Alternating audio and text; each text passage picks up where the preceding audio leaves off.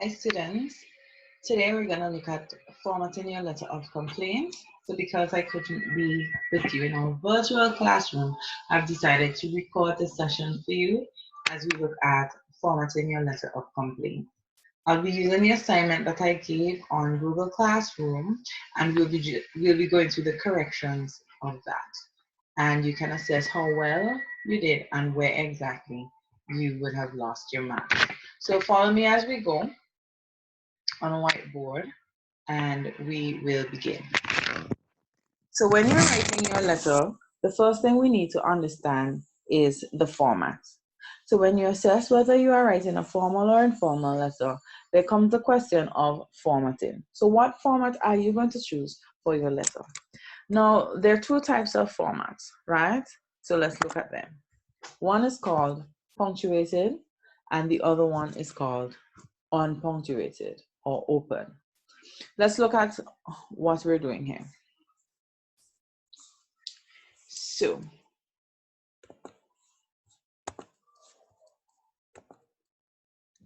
on this screen, you will see two types of letters. You have block form and you have indented form. Now, when you're doing your formal letters, you try to use this form, which is called the block form. And this is the format for all formal letters. However, even when you're writing the block form, you have the option of using fully punctuated or open punctuated. Whenever you're using the block form, your alignment must be the same throughout. Whenever you're using the fully punctuated form, your work must be fully punctuated throughout. And when using the open or unpunctuated form, your working must be throughout. So let's go again with our whiteboard and we will begin our letter. So as I work to find out what type of letter I'm writing and the format I should use, I've already discussed that and now I'm going to send my letter. The sender's address is the person who is writing the letter. I am writing the letter. Now, if you were writing from a business, you would have a letterhead for your business. But because this is a personal letter of complaint, you begin writing with your own address. Your address is where you live, where I can find you. Now, you can put a house number, a street number or a street name, or a village. If you do not have a house number and you do not have a street, then you can go ahead and put your village. And I'll give you an example. Now, many of you took the assignment very literal and you wrote as if you were living in Cleveland, Ohio. This wasn't the exact assignment that I wanted. I wanted you to take it from the perspective of your customer and you visited one of our ACE outlets here in St. Vincent, but I did not penalize for those who wrote as if you were in Cleveland, Ohio, because that's really good that you paid attention to where the customer was shopping. So those details are really good. I'm sorry that I was not clear in my assignment, but for the purpose of this correction, I'm going to use our local addresses. So Villa is one of those places where you may not find street names or houses numbers. So you can simply put Villa. However, if I were living in somewhere like King Garden, I can put Bougainvillea Lane, right? King Garden. So remember I said punctuated or unpunctuated. If I were using the punctuated form, I would follow the end of each line with a comma. After I have placed where I live, I will then put the town or district where you will find Bougainvillea Lane, King Garden, which is Kingston. If this were a villa, I'll simply put Villa and I will find this in the district of Glen, right? There are some places where the towns are very large and you have to split them up into districts. So then after I have placed my district, I will then go ahead and place the town, right? Within this town, there is somewhere that receives mail and that would be the post office. I will then follow up with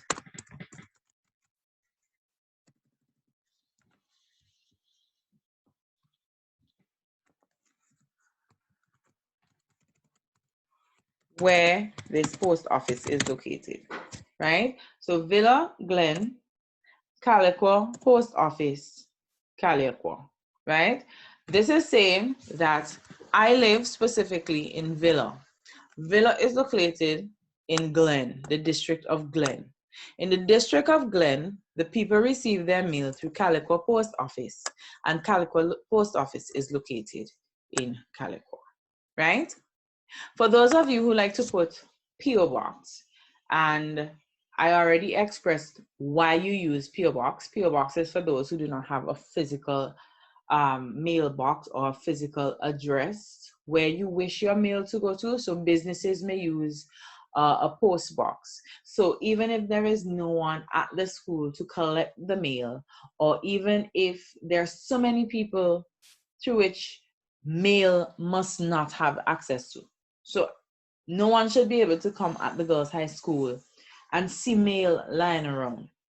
You use a post box so that one person will have access, or set individuals will have access to that post box. They'll collect the mail and they'll bring it to the person who should receive that mail, right? But I guess some of you, you're accustomed to put in post box. You will place post box after your physical address, because this is saying I want my mail to go through P.O. Box, Post Office Box 222, and Post Office Box 222 is located in Calico Post Office. After I would have placed all of this information, I will place where Calico is located, St. Vincent. And because this is the country where it is located, I will end off with a full stop. If you want to place post box number without stating where that post box number is located, then your addressing is incomplete. Which post box should the mailman place this document in? Is it the post office boxes that are in Georgetown? Is it the post office boxes that are in Calico? Or is it the post office boxes that are in Kingston? So placing post box numbers without placing the designated post office where those post boxes are located, as well as posting the town where you will find that post office, your addressing is incomplete.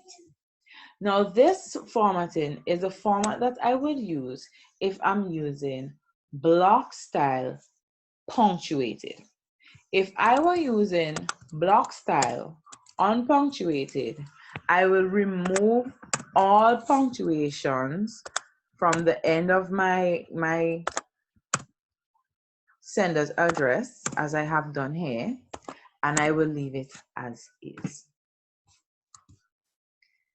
Now, these are not skipped lines, so I am going to decrease the indentation here so that you will understand that these are all single spacing.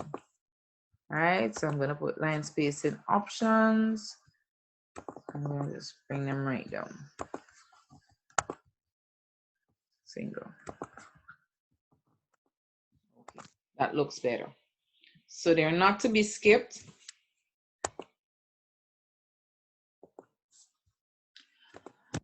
Next, we have the date. So after you have written your country, you will place the date.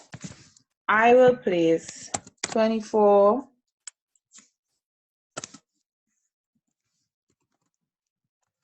April 2020.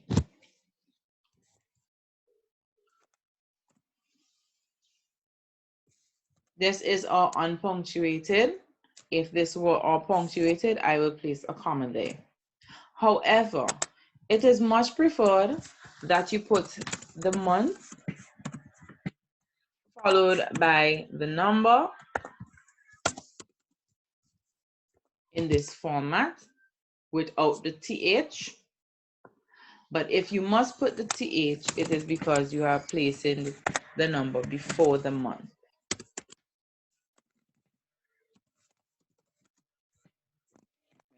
20. If this were the punctuated, I'll put a full stop there at the end of the date and then I'll continue. But because we're continuing on in the open or unpunctuated, I will leave that like that. So you can start using commas up here and then go on to using no commas here. It must be uniformed throughout. And this, ladies, is how you write your sender's address and your date. Remember, the sender's address is where you, the person writing the letter, where you live. Because it is a personal letter of complaint, this address must be your home address. This address facilitates the people to whom you're writing will be able to reply to you using this address, right? So it makes sense that if you were to receive a reply, that it will come to your home mail. Let's go on with the receiver's address. You will also skip a line here. For the receiver's address, the first thing you need to write is the name of the person. Now, when you're doing assignments, it is not always given the name of the person. They may say, write to the manager, etc.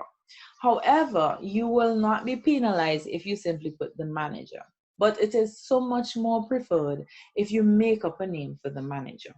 Right? The reason for this is we understand that you may not have all of the details when given an assignment, but we still expect you to fabricate the necessary information when you're doing an assignment. It's like us telling you to write an invitation about a party that you're having next Wednesday. Now, you're not having a real party and you're not inviting real people to this party. But we know that you will create names, you'll create a location, and you'll create so much more information that as if you were writing a real letter of invitation.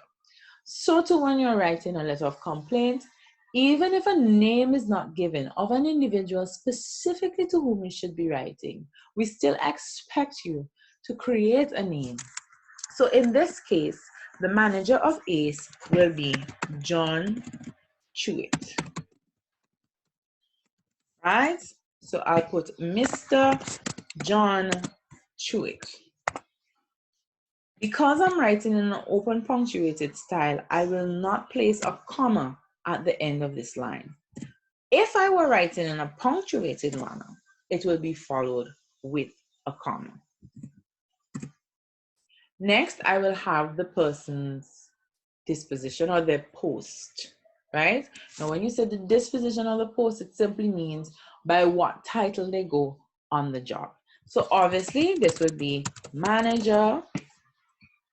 Now, you may be a manager for so many different departments, etc. So the next thing that we'll put is the department. So obviously, if you're making a complaint, it will be human resources, right? Now, it could have been the manager of sales and marketing. It could have been the manager of stock taking and inventory.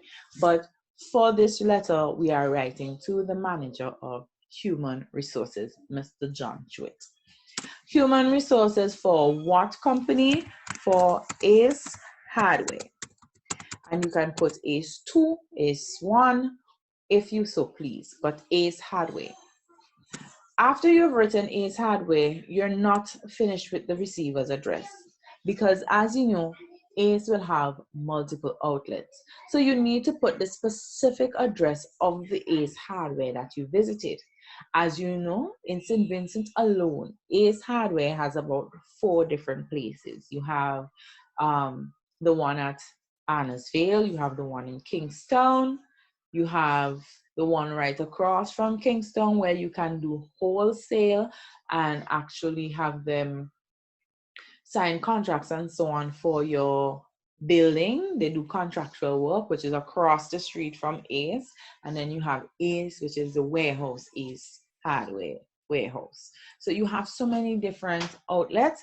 You will put the address of the ACE Hardware where you encountered your problem. So let's go ACE Hardware and I will simply put Annesville.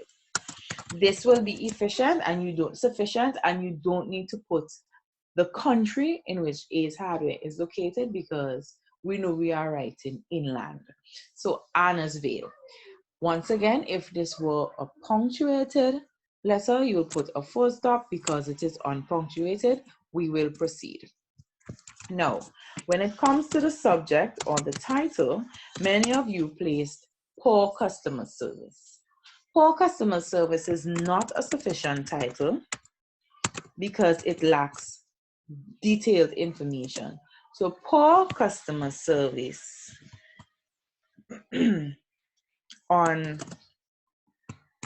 23rd April, excuse me, at ACE 2. Why may you choose poor customer service on 23rd April at ACE 2 as opposed to poor customer service in general? Let us say 15 people came in on ACE 2 and 15 people experienced poor customer service, and 15 people are writing on the poor customer service which they received. How will your letter be differentiated from any of the other letters, just at first glance? Exactly, by your subject. So you have poor customer service, 2 p.m. on 23rd April at ACE 2.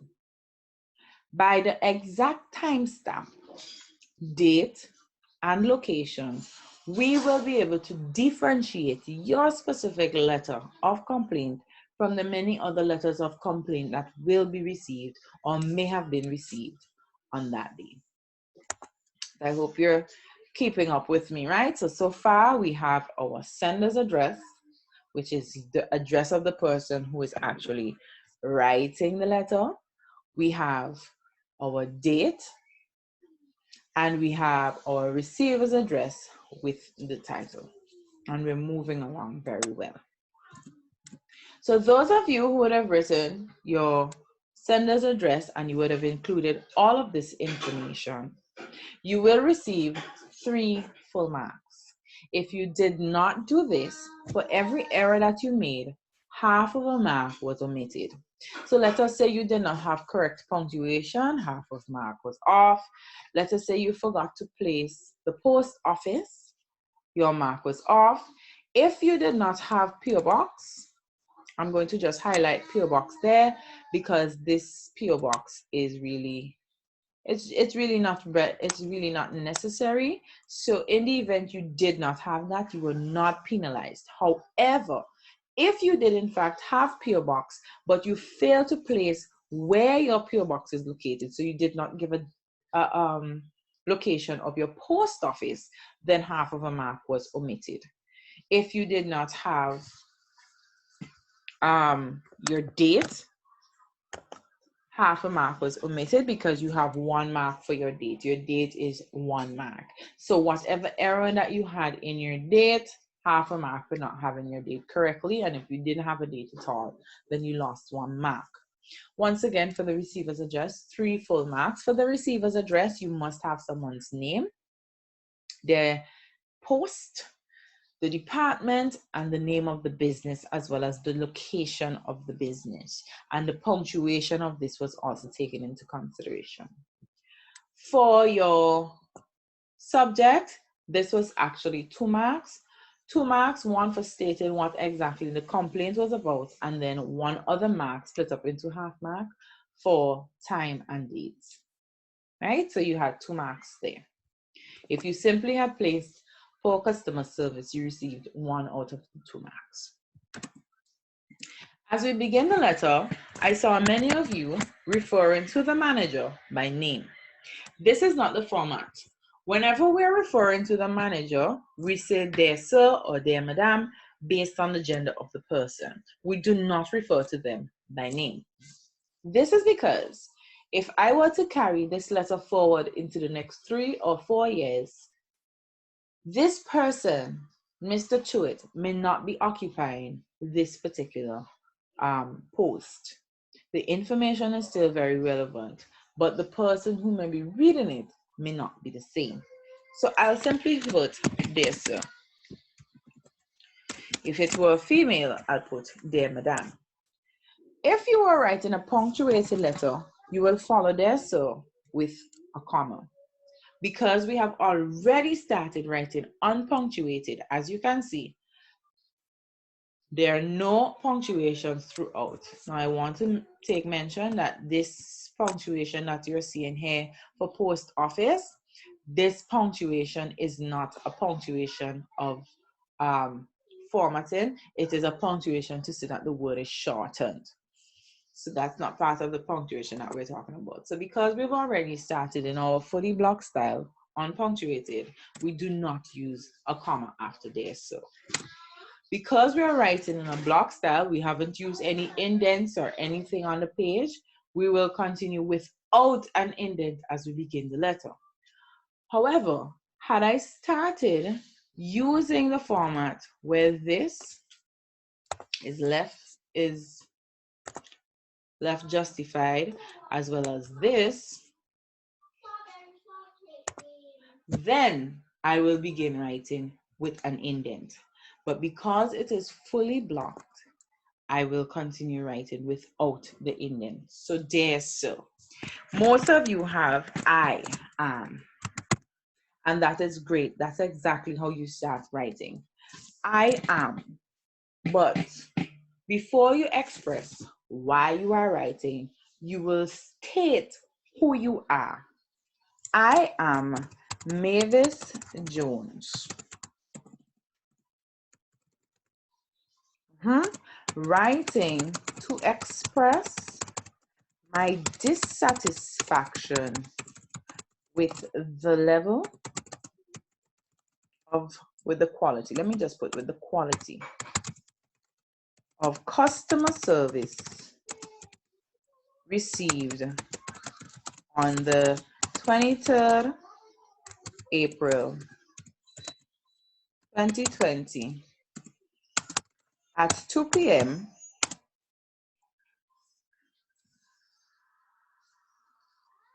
while shopping at your Ace Hardware outlet 2 in Annis. Now, this may seem a bit redundant, that we have already given our subject, we have already expressed what is the content of the letter, and yet I am beginning to write exactly what I've expressed. Well, this is to facilitate the first paragraph of your letter of complaint. You must state explicitly what you're complaining about. Even though it is listed in the subject, this is your written statement of what exactly is your business. So I am Mavis Jones, writing to express my dissatisfaction with the quality of customer service received on 23rd April 2020 at 2 p.m. while shopping at your Ace Hardware outlet in Annisville 2. Your next paragraph will obviously be a line. You will skip a line and begin your next paragraph where we will express the details specifically, right? You do not indent because you did not start indenting in the other format.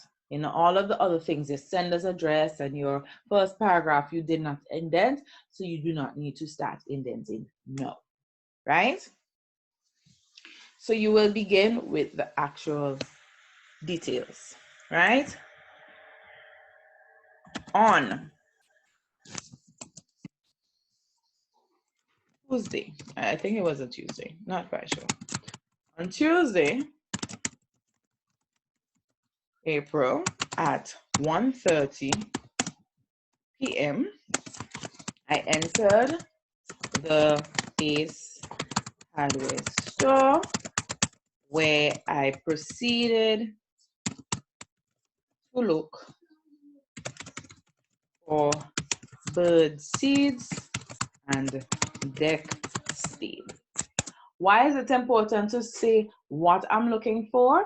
Because I need to express exactly where in the hardware store I was located, right? So if I said I'm looking for bird seeds and Dextane, then based on how the hardware store is laid out, the manager will be able to know exactly what aisle I was looking in, because the gardening aisle will be one aisle and the carpentry aisle will be another aisle.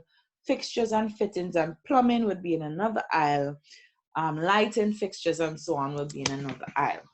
So when employees are being stationed at their aisles, the manager knows exactly which employees will be in what aisles at what time, or at least the employee who should have been in the aisle at that time. The manager will also know what times the persons get breaks, what times they get lunch, what times they're expected to clock in and change shift, and so on. So when you say that you were looking for these things, automatically the manager knows, at 1:30, Lucy Williams is responsible for gardening and for carpentry and wood products, and so Marcus Main is responsible for that at that time. So he'll be able to know exactly, from looking at your time and the supplies that you are needed, the exact employee with whom you should have had an interaction, right? However, while in the gardening aisle,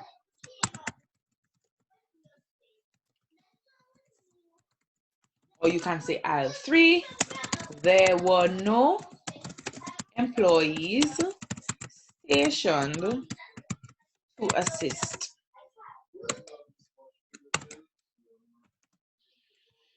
I walked around and found 3 employees. No, you don't write 3. 3 employees chatting in the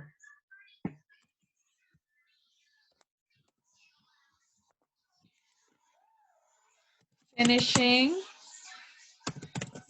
and furnishing aisle. Now I know this because I realized that the employees who were actually chatting, they were chatting against like was it closet doors and so on.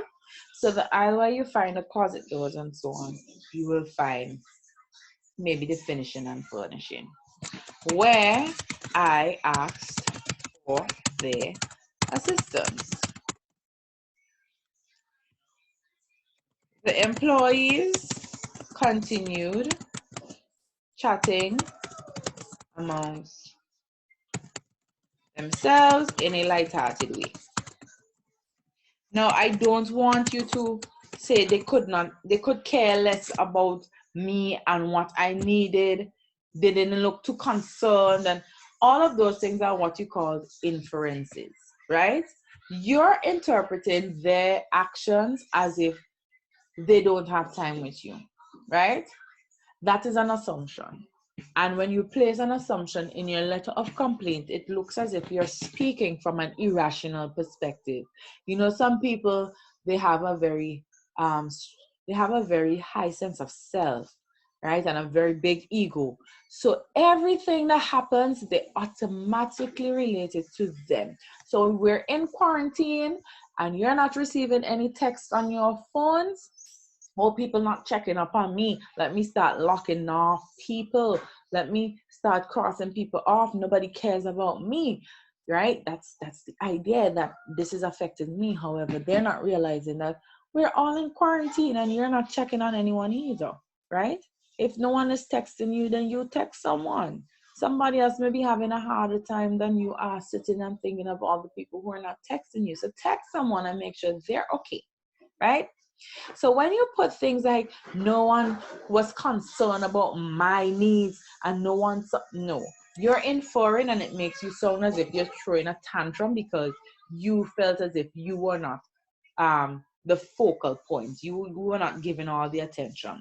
So let's not do that, and let's simply state what happened. I asked for assistance, and the employees continue chatting lightheartedly amongst themselves.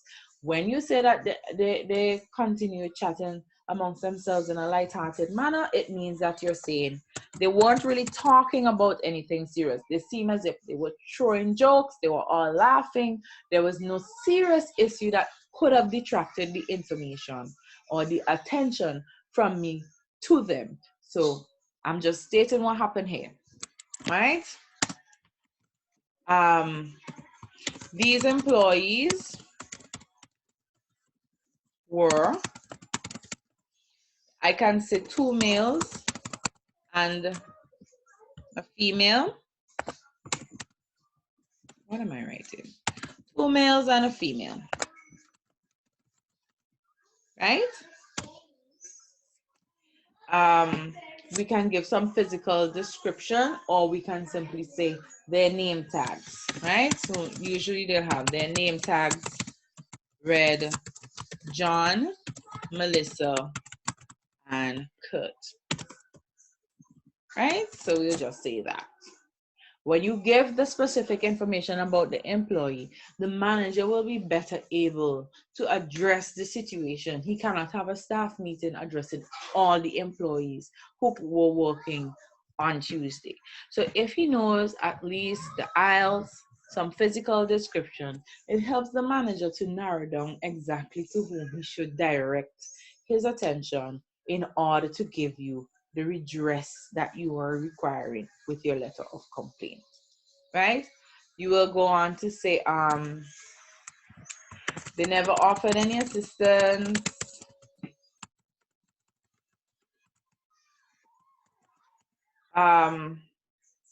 Instead, walked away and headed out. One employee, Kurt, named Kurt, tried to assist. However, it was not his station, as he informed me, and he was unaware of the location of the items I requested. As I walked through the aisle, I remembered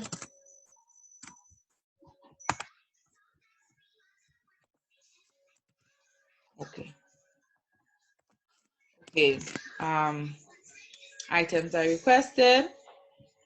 As I walked through the aisle, I was able to find some items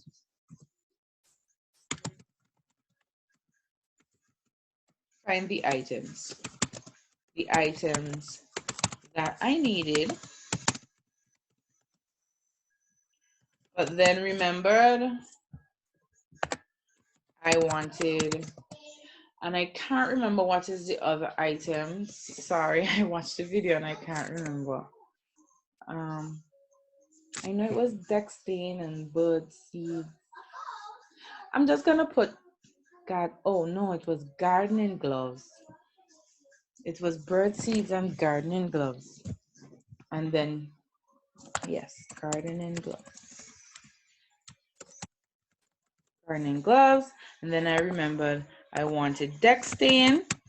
Once again, this is important because it helps you to know what aisle he should have been in, right? So as I walked the aisles, I was able to find the items that I needed, but then remembered I wanted Dextane. I headed to the paint aisle where I met Kurt, who tried to assist last time.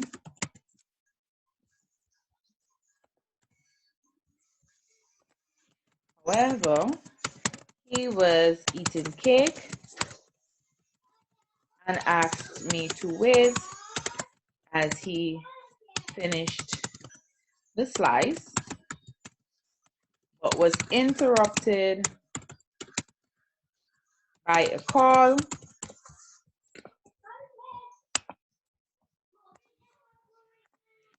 Kurt took the call again left me unassisted. Frustrated, I headed to cash desk number 10. Why do I put cash desk number 10? Because once again, the manager will know what employee was stationed at what cash desk at what time. So if you said that you had an issue with a cash desk employee at around 2 o'clock, the manager knows exactly who was the cashier stationed at cash desk number 10. Like I said, you want something to be done. You want the employees to be dealt with. You want the service to improve.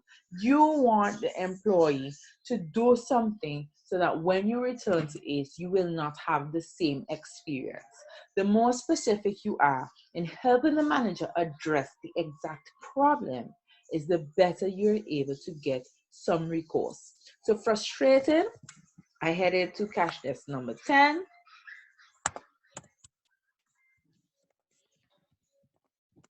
Where a tall, slim lady, not wearing a name tag,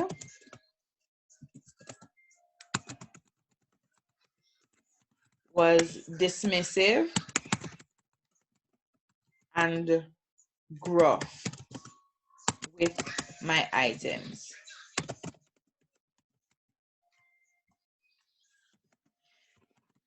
She cashed in a hurry, throwing the items across the counter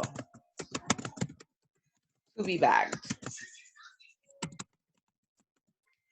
She was also on a call and hustled or demanded or hurriedly demanded my card details,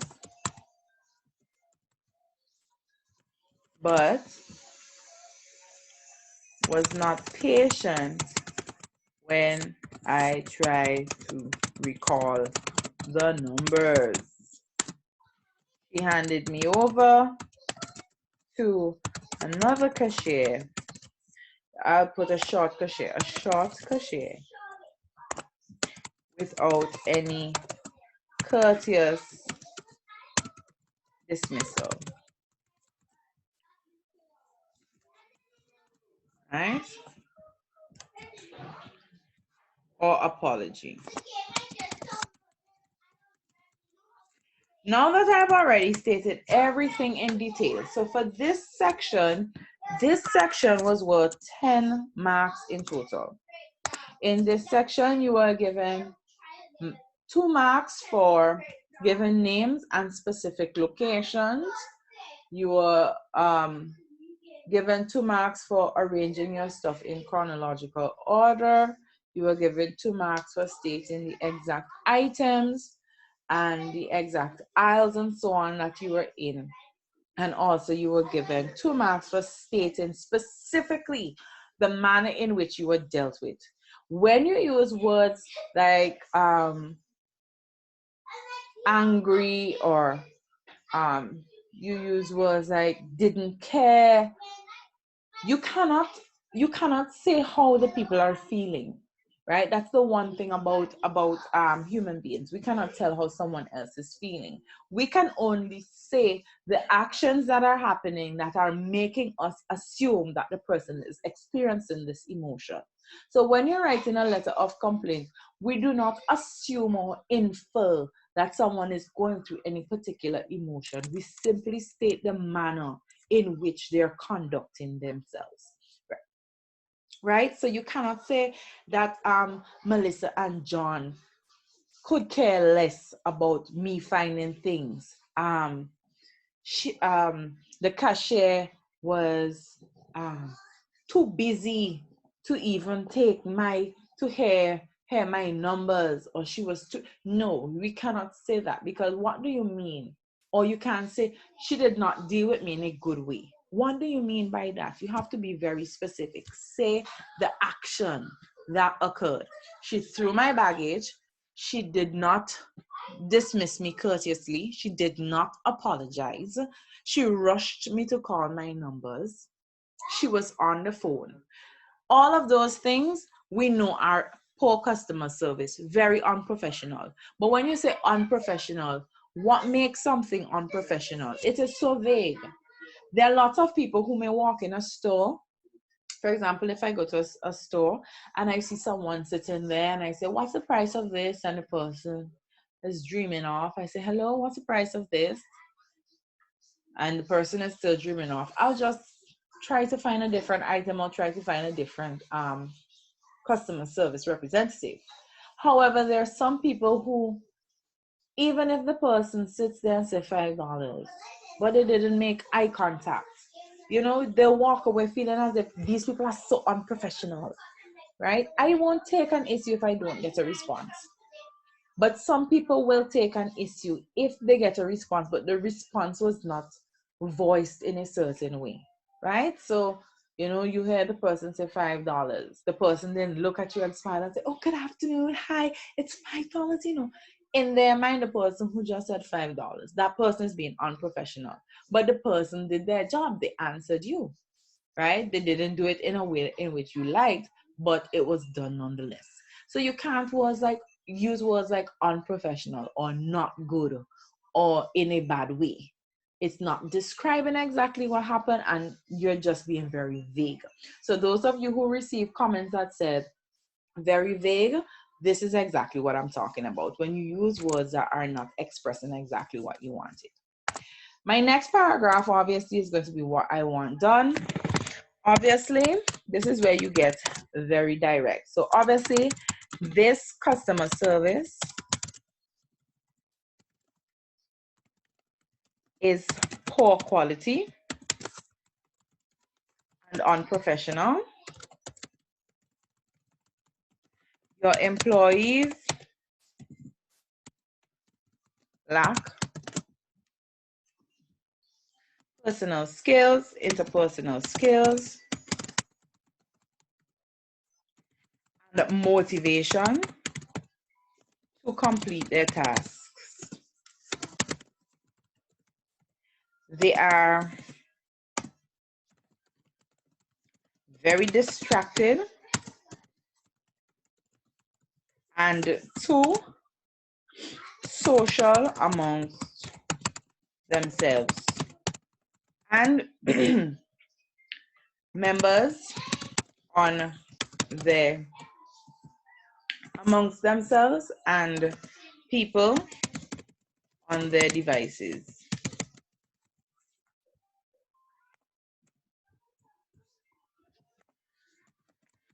I expect that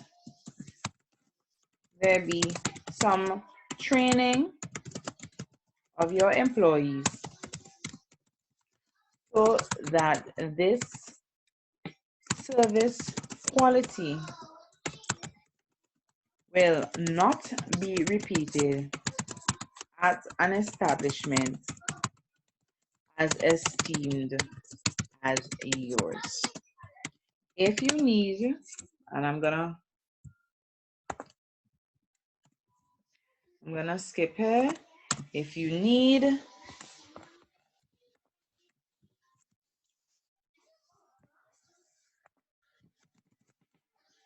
further information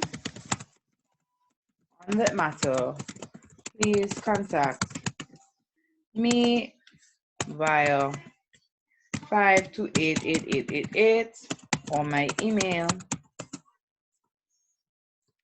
mavisjones@gmail.com.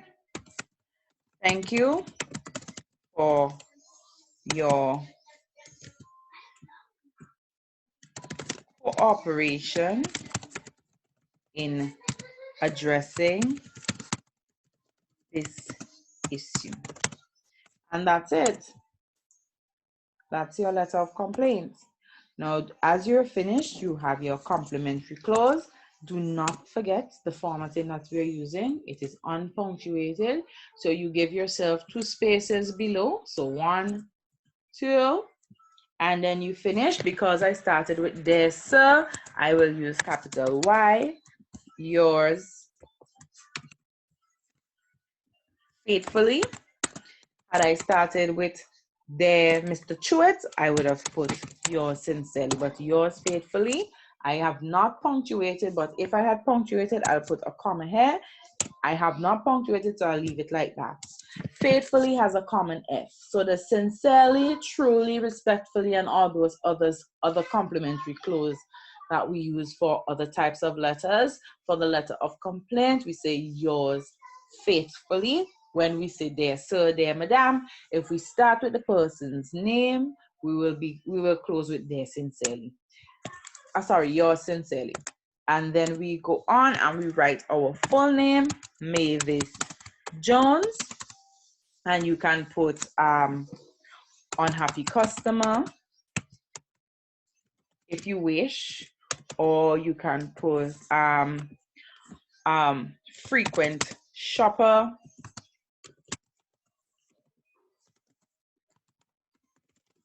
right?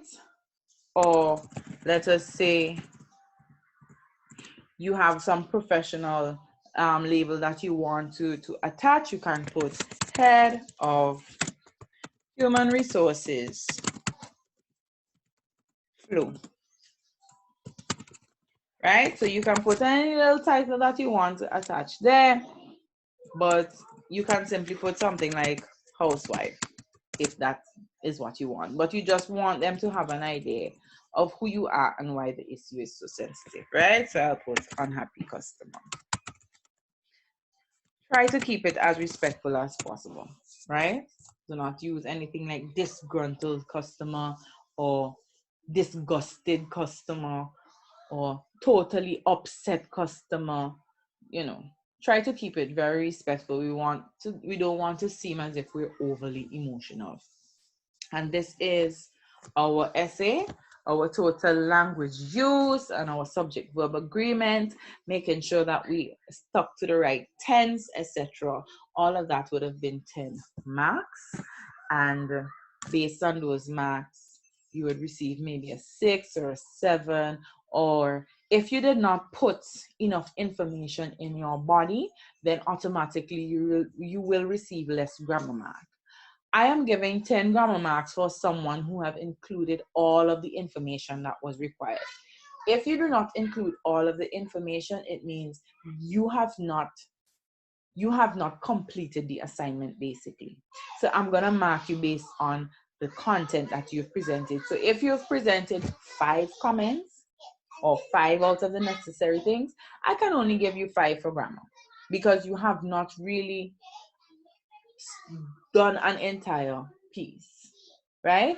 So if you wrote a full piece and you have all the information there, so you have 10 marks for your content, but you have subject verb agreement, spelling, bad spelling, all of that, you may receive 7 because out of the full assignment, you didn't have the correct spelling, right? And you didn't have a lot of the grammar things. But let's say you wrote all of the information and your spelling and your grammar and everything is okay, you may get 8 or 9 or even 10, right? But usually I look at 9 because sometimes your sentences may run on or they may be too wordy, or I can find a better expression that you could have used there with a better vocabulary, all of those things. But your grammar mark, that's separate. And for your content, as long as you have these things, you have 10 for your content. Your formatting also 10.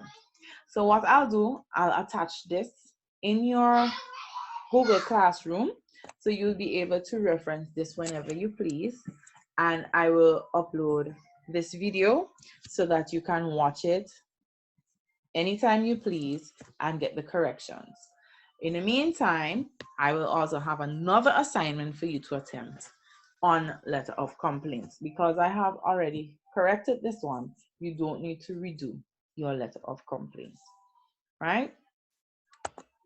So ladies, that is today's class, and I hope you enjoyed it and it was clear and understandable. If you have any questions, you can always put them on the Google Classroom, or you can message me or you can ask it on the next class session that we're having on Zoom. And I hope you have a good afternoon. Sorry I couldn't be there with you today. Bye.